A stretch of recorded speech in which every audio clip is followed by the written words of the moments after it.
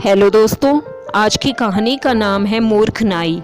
एक बहुत ही दयालु व्यापारी रहता था।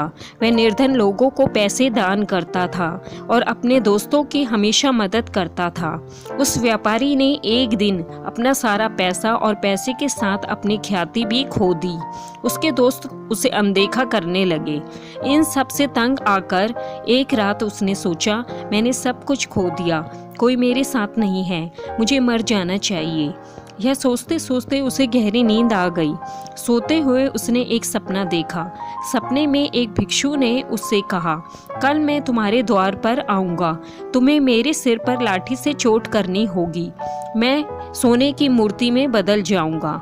लगभग सुबह हो चुकी थी। व्यापारी जागा और सपने के बारे में सोचने लगा। फिर कुछ समय बाद एक भिक्षु ने घर के दरवाजे पर दस्तक दी। व्यापारी ने भिक्षु को अंदर बुलाया।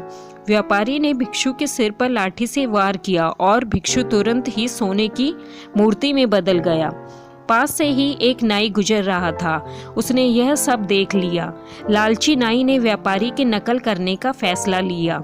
अगले दिन नाई एक आश्रम में गया और कुछ भिक्षुओं से एक कठिन पुस्तक को समझाने के लिए अपने घर पर आने का आग्रह किया। भिक्षुओं ने उसका आग्रह स्वीकार कर लिया। अगले दिन कई भिक्षु उस नाई के घर आए। उसने अपने घर का द्वार बंद कर दिया और भिक्षुओं के सिर पर लाठी से प्रहार करना शुरू कर दिया। जब एक भी भिक्षु सोने की मूर्ति में नहीं बदला तो नाई निराश हो गया। नाई को भिक्षुओं पर हमला करने के अपराध में बंदी बना लिया गया। नाई ने अपने कृत्य के लिए व्यापारी को दोषी ठहराया। राजा ने व्यापारी को राज दरबार में बुलाया। व्यापारी ने राजा को अपने सपने के बारे में सब कुछ बता दिया।